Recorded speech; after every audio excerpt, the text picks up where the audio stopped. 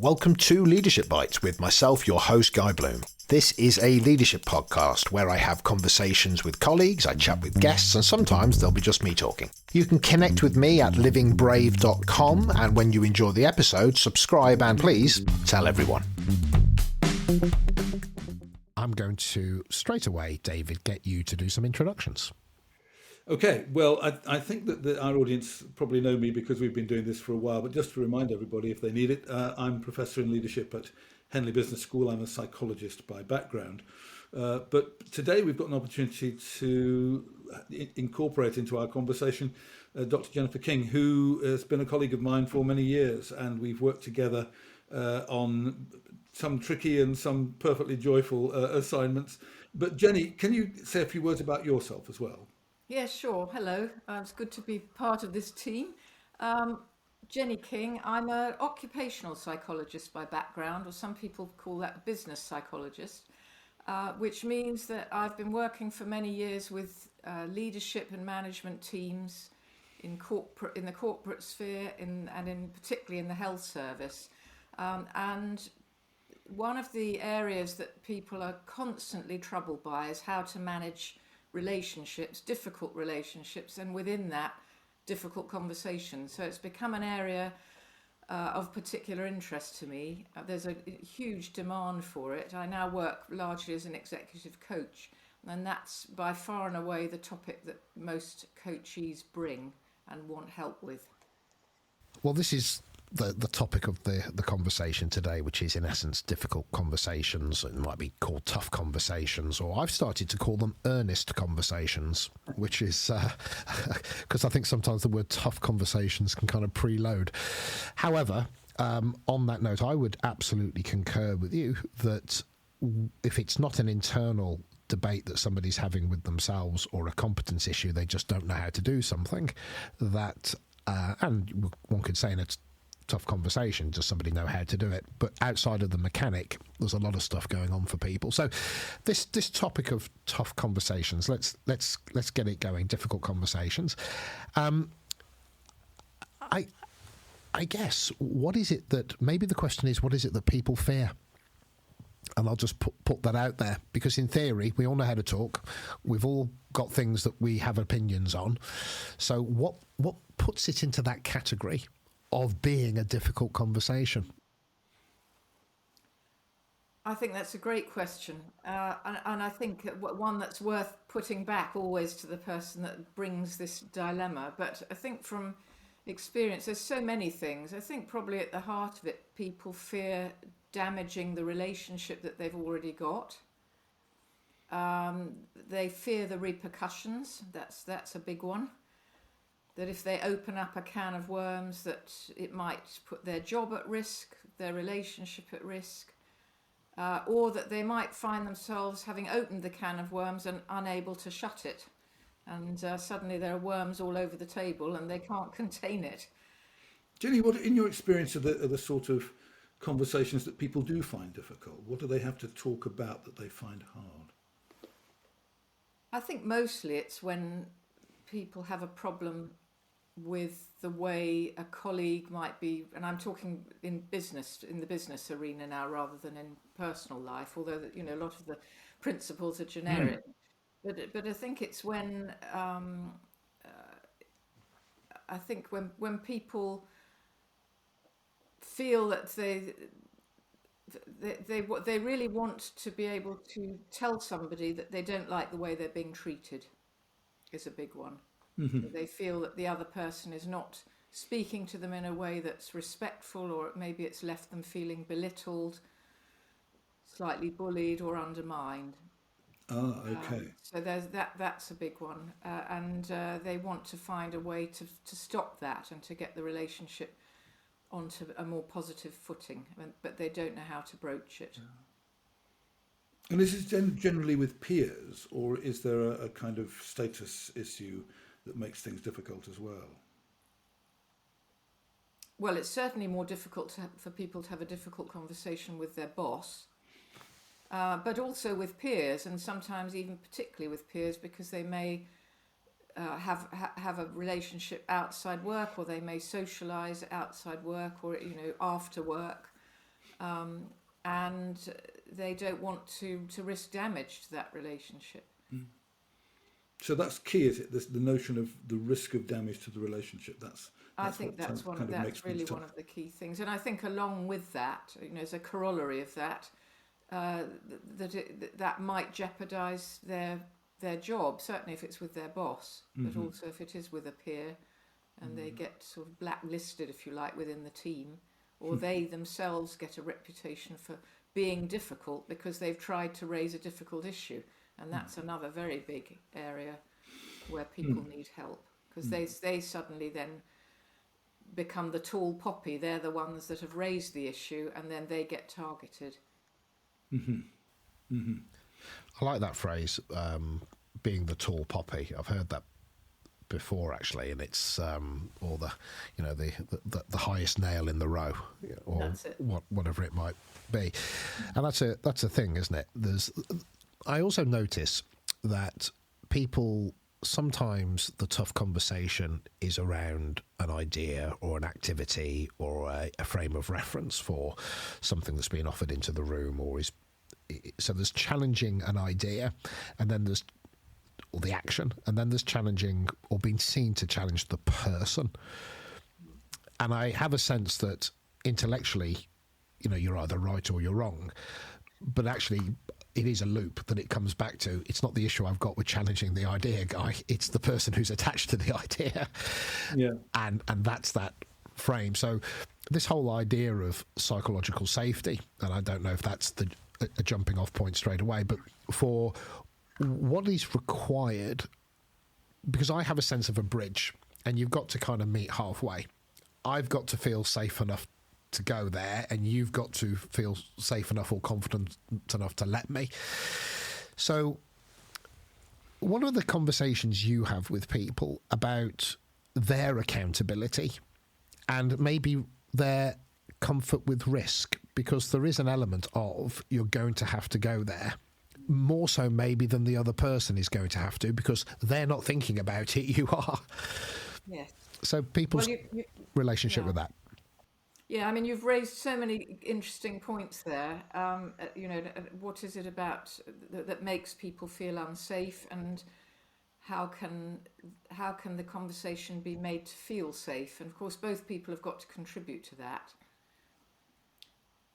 But can I sort of take the question slightly differently? Of course you can. Because you've raised some really important points about action versus the person. So if I perhaps take that one first, because all of these will contribute to lowering the risk, if you like, and helping people to feel safe.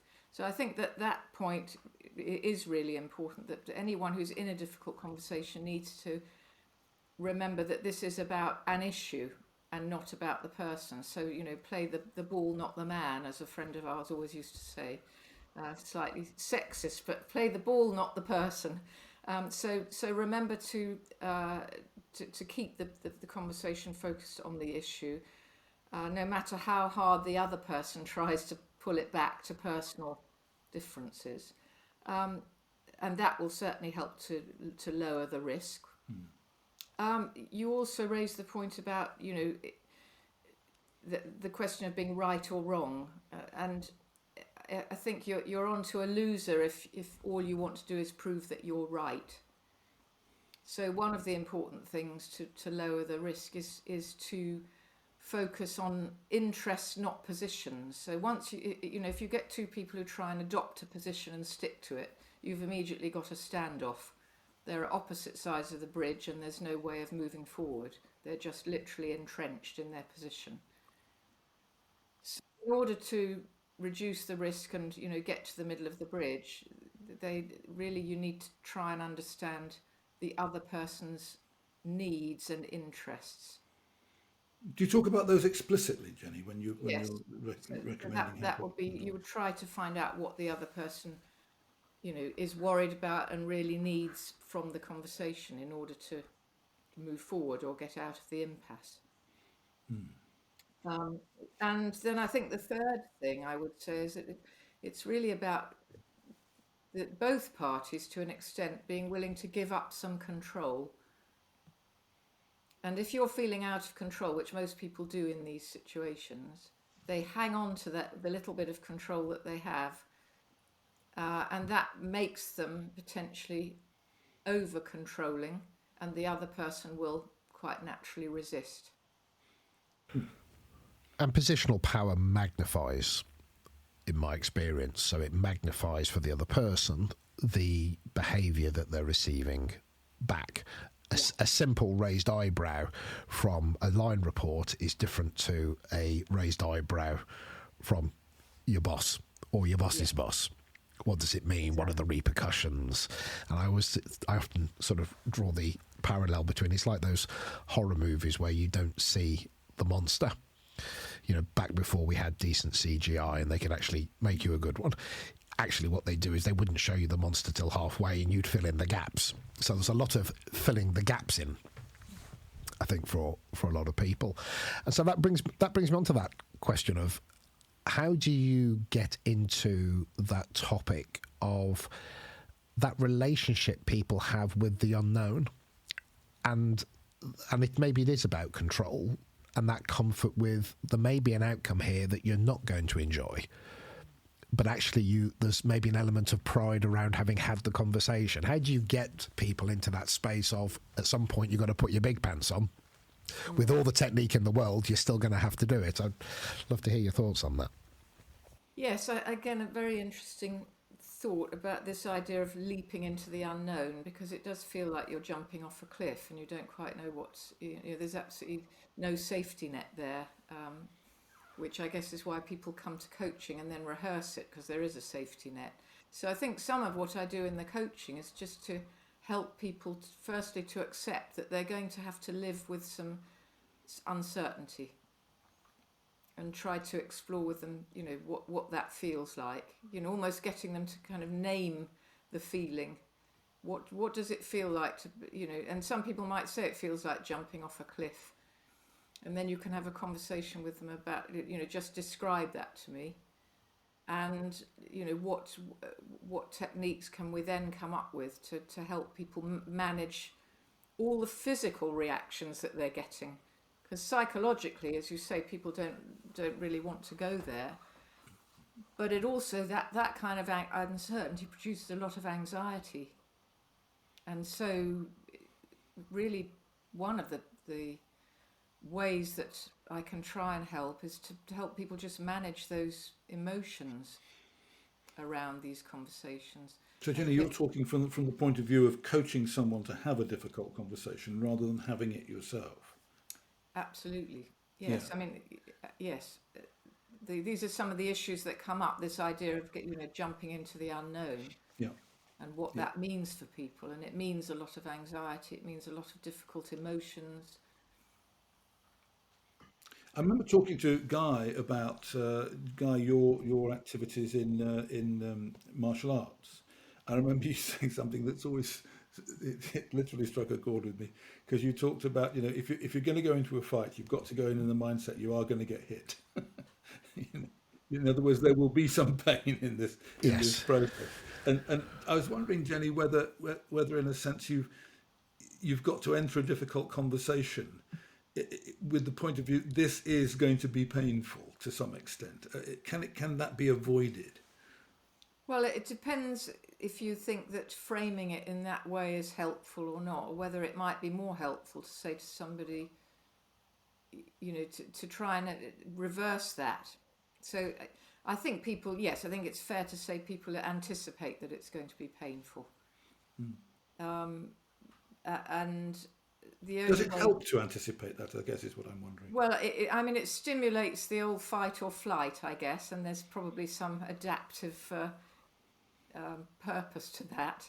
But it doesn't help to fight, and it doesn't help to flee. So it's really about getting people to recognise that it will be difficult, as I said before, and understanding what that's going to feel like for them. And what is it that's an important thing, I think, is what everybody's different. What is it that's going to trigger that pain? For you rather than people in general? For the person that's dealing with the difficult conversation. So what is it that will trigger that pain or anxiety? And that's a really important question because everyone is different. Some people get triggered by fear of rejection or fear that they won't be liked anymore, fear of disapproval. That for me, that's a big one. If I go into a difficult conversation, I want to come out of it with the relationship intact and still being well thought of. I don't want to take the risk that we might go away and that person will think less of me. So that's the big one for me personally, and uh, certainly for many of the people I work with. And that can be very painful for people. So that's what one source of pain that they might be desperately seeking to avoid by, trying to be a bit too conciliatory, by giving up and just simply submitting and then coming away feeling frustrated because they didn't get what they needed out of it. They've just basically rolled over.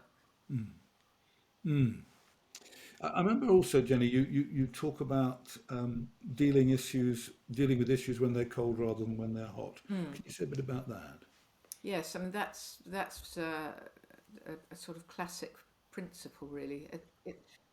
If you wait till the issue blows up, it's all not too late, but it certainly makes it much more difficult. But if you can anticipate where and when the issue might blow up, it's so much better to be able to. So, for example, let's say there's a difficult meeting coming up and it could be a difficult conversation with a group of people or an individual, but it makes great sense to try to meet with that person or that group ahead of time and just say, look, can we just kind of anticipate some of the bear traps, some of the things that might set us all off. Maybe that's based on past experience, or just for the person to say, look, because personally I'm feeling nervous about this meeting, this is the reason, and I'd rather that we talked about it away from the heat and the spotlight. So preparation and rehearsal and preempting helps enormously. You see, that's very interesting because the idea of contracting for a conversation is well known by people. But actually, this is maybe slightly something different, which is the anticipatory conversation. And you could wrap it all up into one, I'm sure. But that contracting conversation is, almost how are we going to handle these things in the future? The anticipatory conversation is more imminent, isn't it? Look, we're going into this tomorrow or next week and having that conversation about that conversation. Yeah, exactly. Yeah, and that's very interesting. And I've always lumped it under the heading of having a contracting conversation. But actually, there's something quite powerful about separating it out. And I probably have done in conversation, but not very specifically. And I think that's quite a useful adage. I don't think they're mutually exclusive. I think it is. There's almost two stages of contracting because in that anticipatory conversation, it may very well end up with a contract to say, if you hear me say X, let's agree that I'll say Y, or, if you're feeling uncomfortable at any point, let's agree that you'll signal to me in some way. So I usually encourage that early conversation to end with an initial contract. Just to underline an obvious point, perhaps, but one that might just be worth drawing out, is that we're moving quite easily, aren't we, between conversations between two people into slightly larger settings. I know that you've got a tricky facilitation coming up, and one of the things that you've been thinking about quite hard, Jenny, is can I have some one-to-one conversations before we come together? And potentially experience the difficulty of tension in a group setting, where in a sense, one of the dynamics is that people don't want to lose face in front of everybody else, whereas if it were just the two of us, it wouldn't be an issue. Can you say a bit about that? Yes, I mean that's very challenging when you've got people raising difficult issues or feeling defensive in a group. And certainly in this particular situation that's coming up, I'm anticipating several difficult conversations. with me as the facilitator, so I'm going to have to manage myself very carefully and my emotions around that. Um, and then between members of the group. And it's a bit like, bullets ricocheting around the room when that happens. And it can be extremely difficult to contain it. So I think, I mean, as a facilitator, if this helps anybody out there who has to do that kind of work, it really is about anticipating where those things are going to pop up from, and then getting yourself into a state of mind and a physical state of being grounded and calm right at the start, and reminding yourself that this is not. They might try to make it about me as the facilitator, but it isn't about me. And trying to reflect it back into the room as much as possible. So by doing all of, Sorry, go on. I was going to say, by doing all of those things, in a sense, I'm trying to model to the team how to manage it, because they will. And I think, Guy, going back to your point about psychological safety, this is a very unsafe situation for people to be in. And so that room needs to be a very safe container. I notice this with each team effectiveness session that I do within the exec team. They have formed usually a way of being that means it's inverted commas working, even if it's broken. But it's at least stable. It's stable. That's a great way of putting it. And the great phrase, well, we've learned to navigate around each other, which always means, okay, so you know what you're not going to talk about and, where the hot buttons are. You're right. So I think there is something there. And I'd love to know your thoughts on this, which is one of the things I lean to, is an understanding and an agreement about what good is. And almost be it around duty or about the promise that you made to get the job, because we all say at the interview how awesome we'll be and how contributory we'll be, and we wouldn't isolate ourselves and play silly buggers and all that kind of stuff. So yes, you can contract, you can have the sense of the anticipation of how things will go and flow, but I wonder, what do you, or how do you get people to hold to a standard and to maybe hold themselves, if it's an individual who's coming to you for the conflict with somebody and or in a team, but we can ebb and flow between that. But I do have a sense there's something about not just what is good for you, but there's something more than that around the duty to yourself and your place in the world. And I wonder if you go into and touch those kind of areas. Well, I think I mean, it's quite a big, sort of almost philosophical question. A little bit. And I think certainly defining, if you're talking about a group, let's sit with that for the moment. There have been many occasions, as I'm sure you've had, Guy, where you're trying to get the group themselves to define, how do we want to be together as a group? How do we want to behave? What does good look like for us? And although they will sometimes use that expression, but more often it's the idea of a sort of code of conduct. Because I've done most of my work with doctors, they have a very clear professional code of conduct. Those standards are already written down and very clear. Good medical practice for doctors, good dental practice, whatever. Any professional body, lawyers and many others will have professional codes of conduct, and often it's about reminding people what's in there, but that's quite an intellectual way of doing it. It's much more powerful, as you've suggested, to really have the conversation about, how do you want to be treated?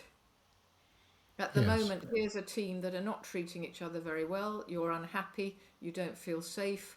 What do you want things to feel like? And it is about what does it feel like before what do you do to make it feel like that. It's about psychological climate, if you like, as distinct from culture. It's part of getting the culture to feel safe. But first they have to say, how are we going to make sure that when we walk into work, we feel safe, we feel we can speak freely. we feel we can feel respected. I think that sounds like sound advice to me, but I was just thinking of one of the most difficult situations I worked in, and you're aware of which one I'm talking about here, Jenny, but was working in a power company where the the word power had lots of meanings, and at the top table, whenever you raised issues about how people were feeling, how they wanted to be treated, and so on, amongst this exclusively male group of largely engineers and scientists, it's as if you were saying, I feel weak, and I am weak. And therefore, it took a lot of extra strength to be able to raise it. You had to be far from weak to raise the issue. But the moment you did, you had to deal with this anticipation that therefore, in a sense, oh, you've just lost, mate. You've just taken a step down in status by raising these issues. So the culture of the team or the organisation in which you're trying to have these conversations must also have this kind of overarching effect, or perhaps even undermining effect, to switch my metaphor, as well.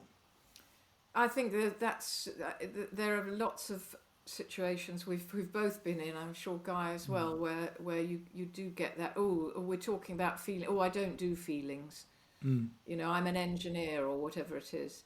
And I think where I've seen that work is almost invariably when the leader of the team is prepared to stand up and do and engage in some self-disclosure, if you like, willing to talk about his or her feelings. So again, I in one particular power company that David and I have worked in, the CEO was a very unusual guy because in that respect, because he was prepared to stand up and talk about his emotions, and that kind of modelling, he made it safe.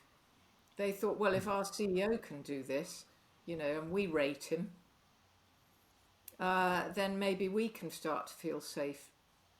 But I think if you're, as a facilitator, if you're as an outside person just trying to break that mould, it can be very difficult. And I think that if you haven't got a leader who's prepared to do it, and of course very often the reason other people won't is because the leader won't either, then you've got to create an environment in a workshop or whatever, a way day, whatever it happens to be, where people can have private conversations initially. So sitting all in a great big circle in a large room and saying, right, Joe, what do you feel about what you've just heard, is very exposing.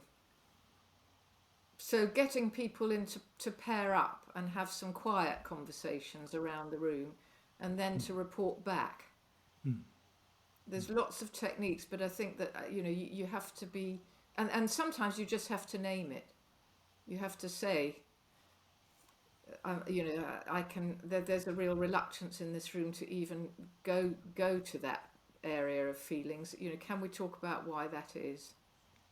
So you've got to be quite brave and probably just call it out at some point. Yeah, interesting.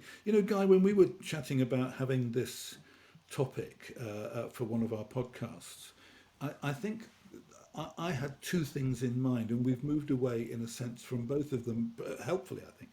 But the first was I was imagining just a dyad, one person having a difficult conversation with another, and we're good to just spend a little bit of time on that as well. But the thing that Jenny's taking us to, I think, is that I had in mind that it was the process that would be the topic of our discussion. But actually where Jenny's taking us to is the preparation before you get to the process. She's talking about preparation of yourself. She's talking about the preparation of the relationship with another person, if it's in a group setting. She's talking about the preparation of the group itself, things you can do at the beginning before you really get into the substance, the meat of the meeting. a lot of the things that I think you're taking us to, Jenny, is about, is that right? Is preparation rather than just process. Well, it's interesting that you've separated them. I think preparation is the process. It's part of the process. Would be another way to think about it, perhaps. Well, okay, let me make it the distinction differently then. The things that happen before you get together. Yes, That's what I'm talking about in terms of preparation. So you're saying there is a part of the process which is preparatory, where you're that's all right. together and you've started, but there's also the stuff that happens before that, and you're talking about, maybe I go and have a conversation with someone ahead of time, or how do I prepare myself to be ready to go into the room and so on. I hear that. There's three stages to this, isn't it? As a team or an individual, there's before we get there, there's there, and then there's after there. And so there's the me getting ready, us getting ready, us doing it, you and me doing it, and then there's, you call it the after effect or the aftermath, depending on what it is. I've then got to deal with what's happened afterwards, which may not be evident or clear. If the individual just loses their marbles, it's clear. If they come over to my side of the bridge, so to speak, it's clear. But often I have a strong sense of I don't know how that's going to pan out, because maybe social etiquette meant it seemed okay. And if you're not skilled enough to go, well, actually, before we part, can I clarify where we are? Can I have a sense from you as to how you are feeling? If we haven't got to that level of maturity or level of conversation, people really then have to deal with what they think is going to happen next, which is probably their precursor fear. Technically, I know how to have the conversation, Guy. That's not my issue. It's the rolling ball afterwards. So there are these three stages. I think I definitely deal with that and sense that and see that. And maybe, David, just before we kind of get back into some of the specifics, I did have a question that jumped up for me, which was, I wonder, have you seen a difference in the way feelings are referenced and spoken about? Because when I look at social media and we look at the different generations, back in the day, inverted commas, do the job, we don't have those kind of conversations, through to when you look at social media, my learned experience and diversity and inclusion and equity and all of these topics are so preeminent. Has that made its way through to maybe creating a slightly deeper anxiety for people around, I didn't really maybe have expectations that my feelings could be allowed into the workplace, but now I really believe they should be, because I'm hearing everywhere else that we should be having these conversations. So have you seen a change or a shift, or has that not really made its way through? You raise a number of possibilities here. One is that there's a generational difference. And it may well be the case that as these generations move through, well, I'm certainly a baby boomer, and so I'm the group that's now sort of moving through and out of the workplace by and large, and the dominant philosophy there of the group that were the children of those who fought in the Second World War, experienced the Great Depression, and so on, is that there was a sort of never complain kind of philosophy, and therefore don't moan, just get on with it. If things are tough, then tough it out. There was a kind of stoicism that was kind of built into that generation for perfectly sensible reasons of the historic. But of course, as our children now move through the workplace, and I've certainly got two daughters who are in the middle of their careers right now, they are much more familiar with expressing their feelings, having high expectations of what relationships at work should be like, and so on. So that the first point I think you make in your question is there a generational difference? I'm interested in Jenny's take on that. I think there probably is. But the second is that there are potentially individual differences, as there always have been, about kind of willingness, readiness, comfort in dealing with issues of feelings. And there's no doubt that I have certainly encountered, whilst I find hard to speak for the generational difference, I do think it's manifestly clear, and always has been to me, that some people are just in the workplace much more comfortable in the feelings realm. And one of the things that Jenny and I, on the projects that we've shared, have spent time trying to get groups comfortable with, is making everybody more comfortable with that perspective, because so much damage is done because of the bacteria that exist in the emotional unspoken domain, if you will. You know, that's where the infections, that's where the damage gets done, and the insidious dynamics get set up, and then they pop up in the most unexpected ways. So the more you can deal with them when they're small, dealing with issues when they're cold, but basically dealing with issues, not leaving them to fester, makes a huge difference. Jenny, do you want to comment on that? I'm suggesting at least two areas, and you may have others in mind, but one is generational differences, the other is individual differences around willingness to deal with the feelings at work. Yeah, I mean, generational differences, I think I was really listening as you were talking, wondering whether there is a generational difference. I think that certainly younger men now, if I can say this, are probably more willing to talk about feelings. You know, even if I observe in my own sons-in-law, you know, men now in their mid-30s, who it seems to me, but they're very very different occupations, but seem really quite willing and skilled to go into areas that I don't think men of, say, my father's generation would have done. They would have, you know, would have been the classic stiff upper lip and don't go there. So I think, you know, just from anecdotally from what I've observed, and being around younger people, but I think that there's, you know, people across the generations still experience the same primal emotions and fears around disrupted relationships. You know, we have a fundamental human need for relationships, and for those relationships and for attachments, you know, for not to break attachments that matter to us. And those attachments can get very disrupted in a difficult conversation. So I don't think that's going to change across generations. It's almost a Darwinian thing. But I think that there are skills that people have learnt now, and of course there's many more training courses and more resources available to help younger people to manage these things. So the human emotions are still the human emotions. We've all Yeah. got to breathe. We've all got, if you've got an itch, you've got to scratch it. You know, that's the same for everybody. I wonder if there's an increased lack of tolerance for what was already there, but I wonder if people look to the world now and with what they see around them, it's becoming a magnified irritation or intolerance.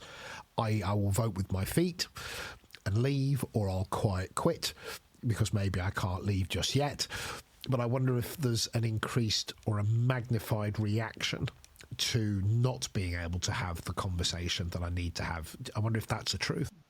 Well, I think that's a really interesting point. If you think about, you know, the Me Too movement and the Black Lives Matter and all of these groups now that are necessarily extremely vocal, and people are perhaps much more willing now to stand up and have a voice and to say this isn't right, this isn't okay. Whereas before people were silenced, and increasingly now that's not acceptable either. So in the health service, there's been you know, there are policies really enshrined in the employment contracts, or clauses enshrined in the employment contracts about being allowed to speak up, and employers need to be able to create opportunities for people to speak up and not feel unsafe.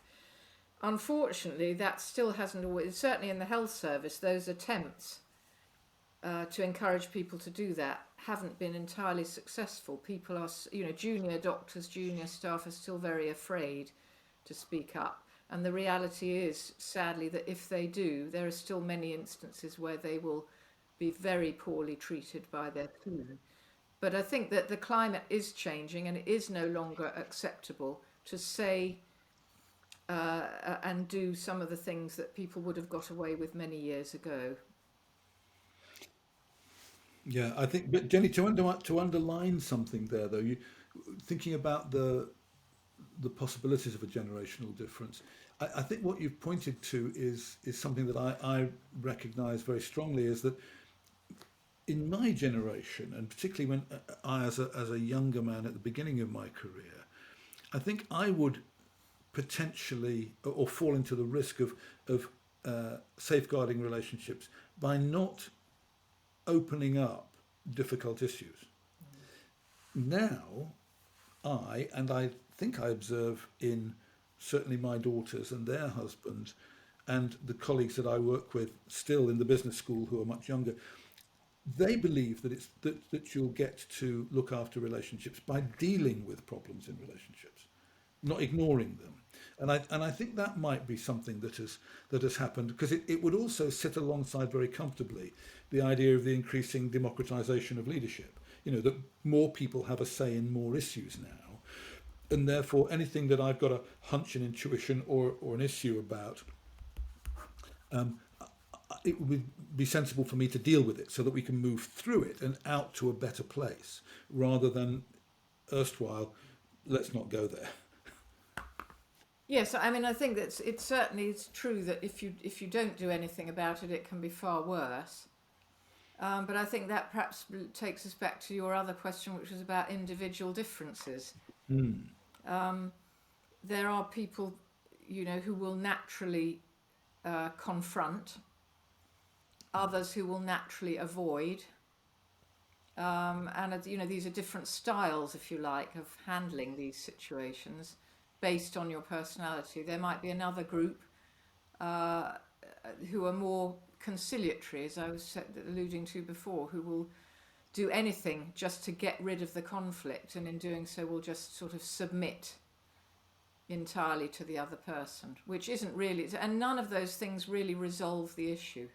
And what's your experience of getting people to change? How readily can they change their style if they need to, or broaden their repertoire? It's difficult to change the underlying personality traits, as we know, but if you can certainly learn or teach people different techniques. So if they are, say, a naturally avoidant person, you can teach them to do a lot of the things I've been talking about, which is, to name the issue, get it out on the table, and not to avoid it. But that's where coaching, or for some people, maybe it's therapy, but and for others, maybe just some basic management tools. But people can learn different ways. I don't think I'd still be in a job if that wasn't the case, or neither would any of us. There is some hope out there, but it takes work. And if you're swimming against the tide of your natural personality, if you're naturally avoidant and you're being advised to, roll your sleeves up and get in there, then that's much tougher than if you're naturally slightly more confrontational. That's a really interesting thing I think you've just brought up, which is, for example, if you are completely unfit and you go to the gym and get a personal trainer and they go, listen, let me understand what you want to achieve. And you explain it and they go, okay, so you're not looking for a six-pack, but you're looking to lose 3 stone and whatever. Right. So you're going to have to come down 3 times a week. You're going to have to alter your diet. You're going to have to, that sounds a bit hard. Well, then it's not going to happen then, is it? So there is something about whatever walks into a coaching conversation, whatever the situation is, it's a big thing for that person, or else they'd have cracked on and done it. So it could be, I have, issues with seniority. Okay, that's a pretty wide context. Or it could be, I've got no issues with seniority, but I've got a problem with Bob. Right?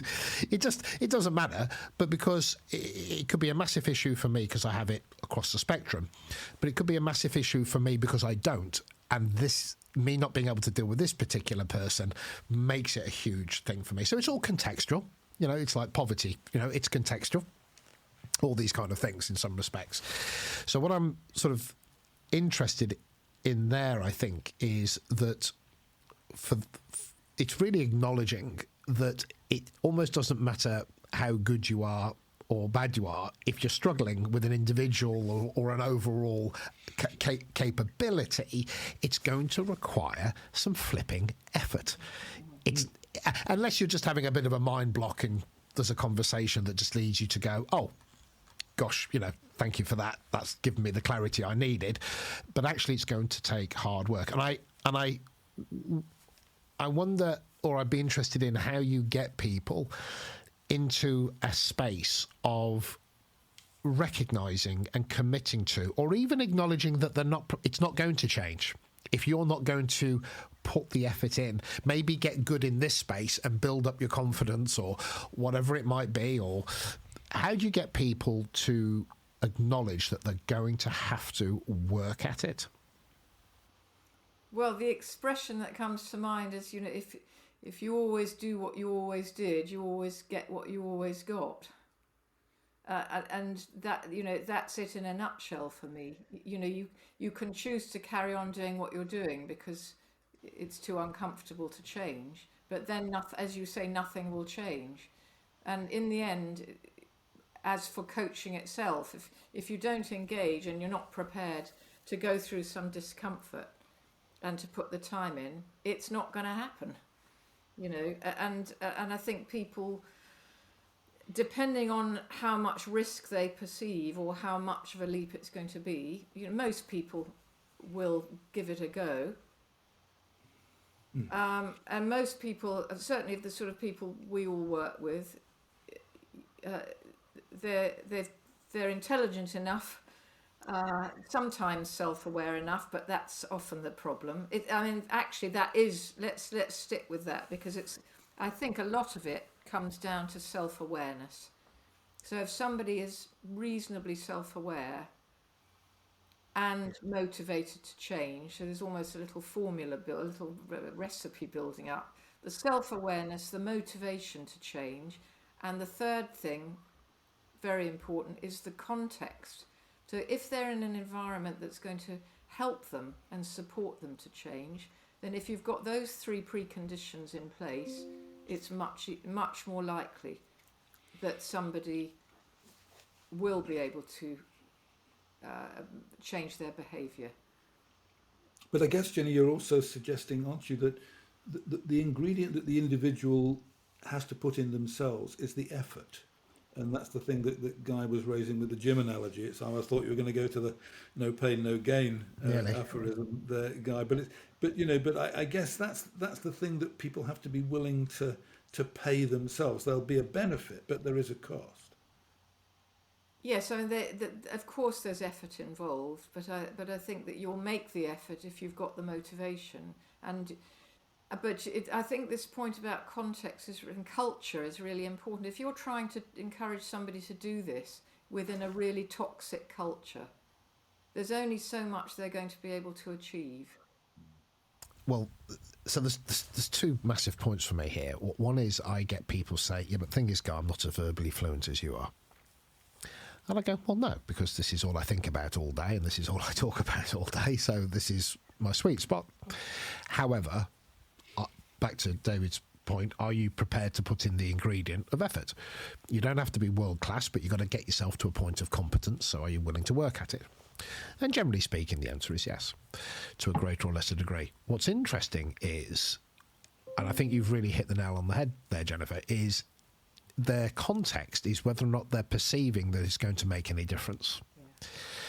If I could see, if I was going to work this hard at it with you and within a relative period of time, up my competence, so I'm not world class, but I'm good enough to approach the situation and within reason I'm willing to handle, the output, then yeah, let's go for it.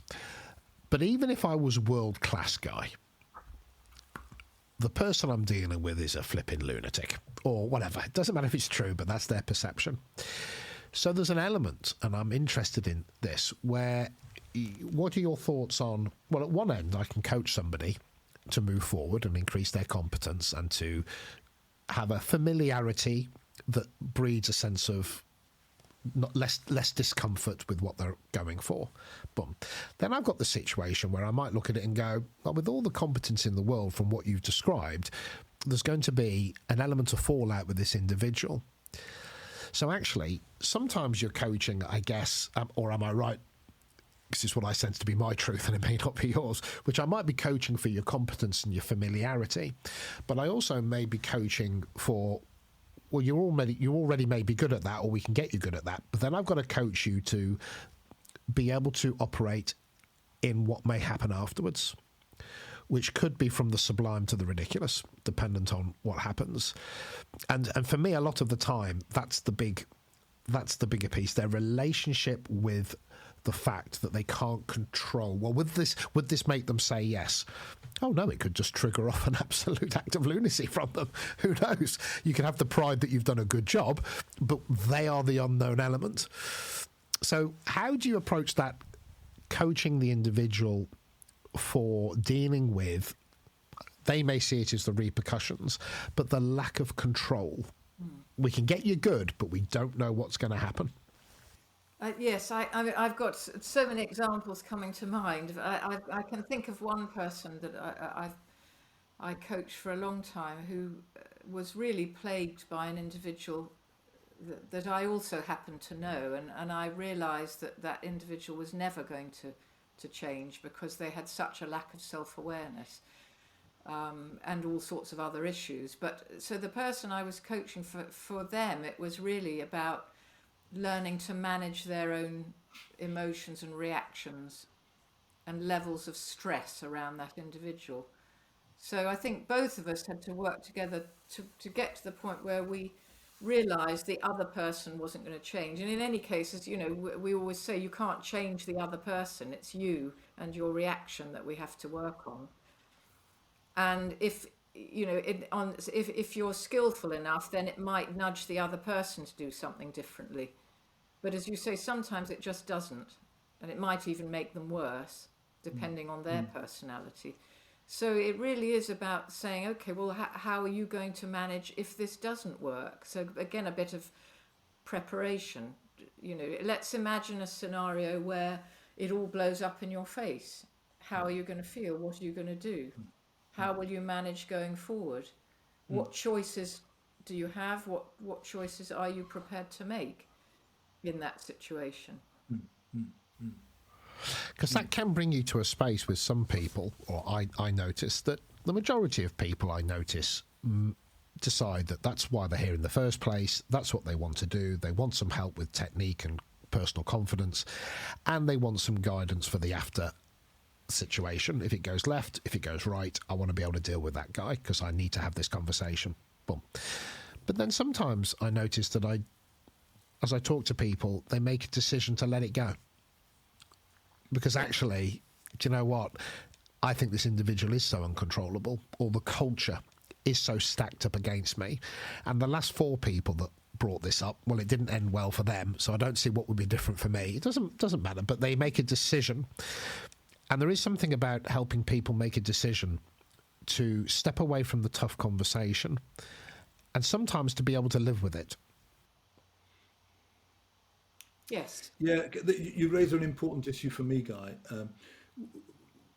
I think one of the issues that people are working through in their minds, and they might not put it in these terms, but it's the kind of cost-benefit analysis. I know it's going to cost me to go through this process, but I do it in the belief that I can make things better.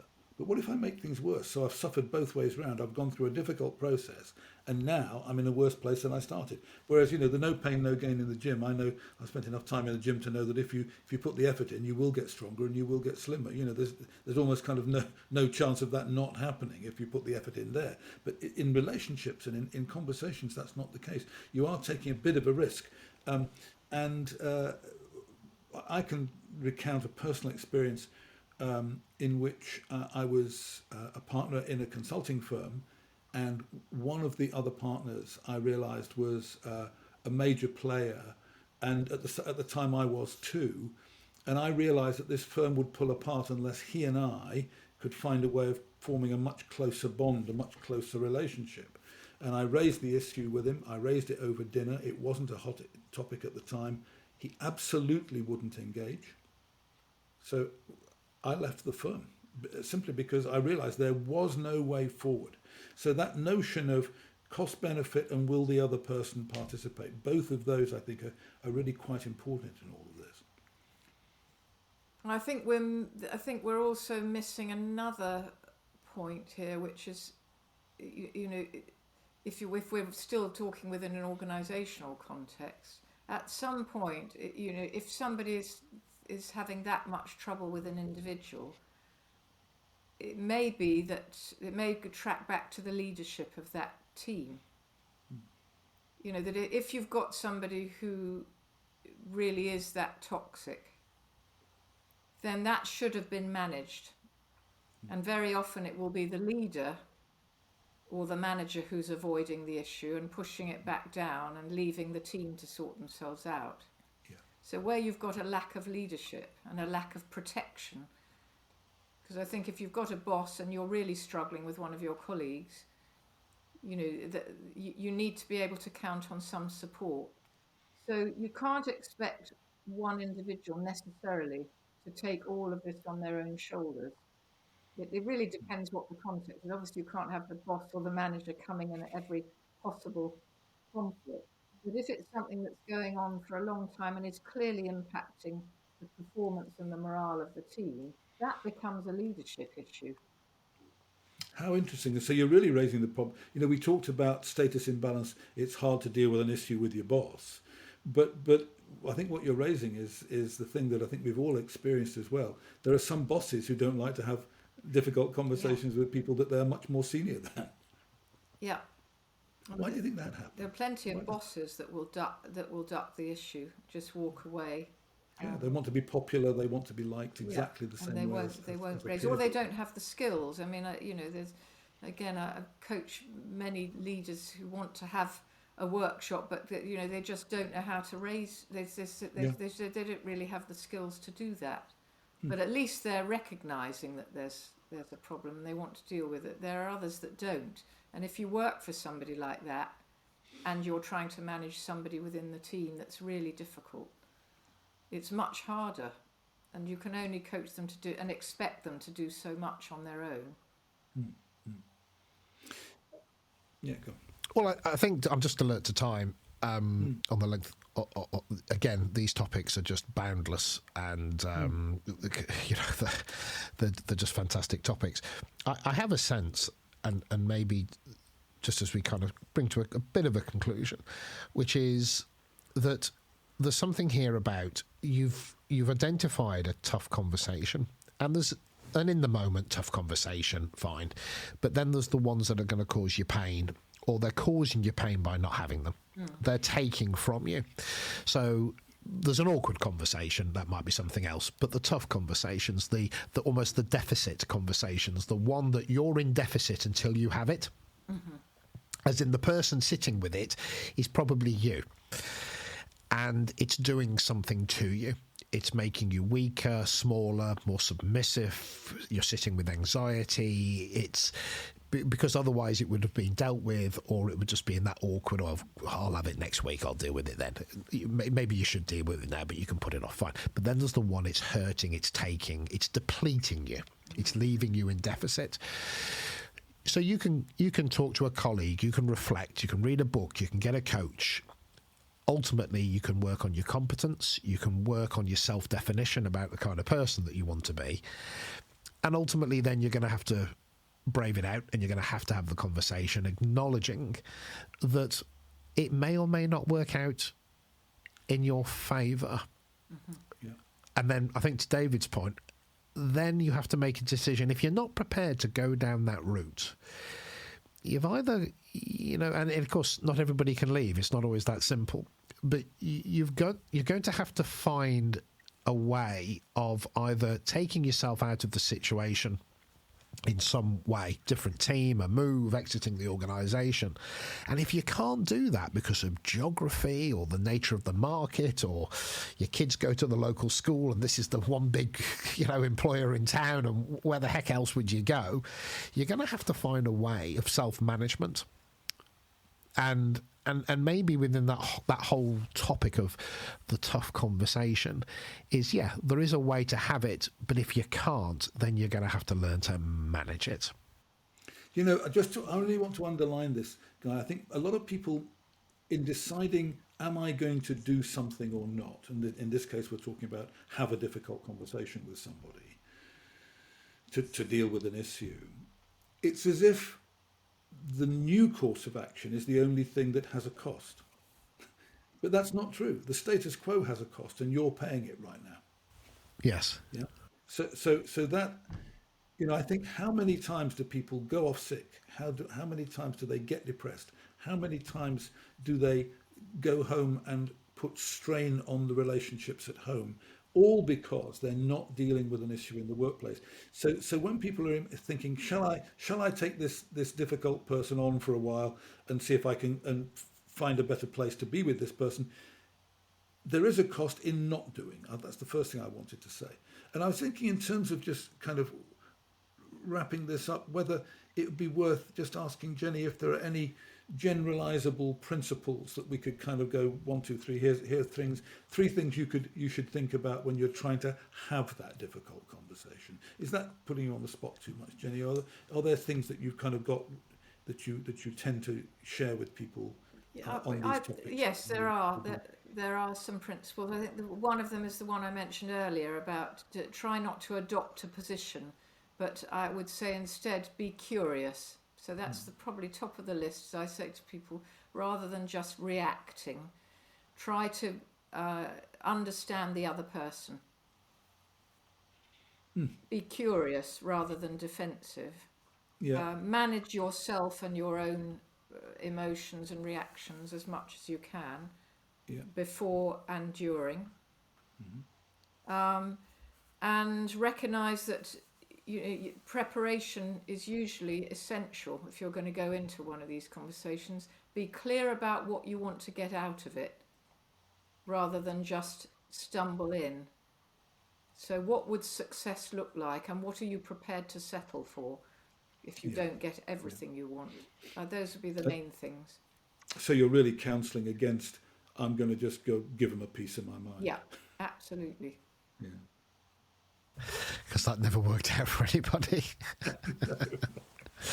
Well, listen, let's bring a conversation that could go on for, well, they'll always be printing books on how to have the tough conversation, but I think this is really helping people just have a sense of the overall topic, realising that I like the fact that what we haven't just offered is some aspirational cure-all of all you need to do is, because it's not that simple. It's not that straightforward. There are complexities, there are contexts, and people have different personalities that we have to understand. But there is a truth that is true for you. That's definitely there. So on that note, Jenny, you've been an absolute joy to have on this episode of Leadership Bites. Thank you. And David, of course, this is why we keep doing it, because you're always a pleasure. So absolutely. We keep meeting at the barbers. Indeed. Boom. I shall press the stop button. Everybody stay on, and we'll go from there. That's it, so I hope you enjoyed the episode. Please share so others get to hear about us, and subscribe so you keep up to date on new episodes. Also visit livingbrave.com if you want to connect with me and find out more about executive coaching, team effectiveness and changing culture. Oh, and of course you can buy my book Living Brave Leadership on Amazon. So on that note, see you soon.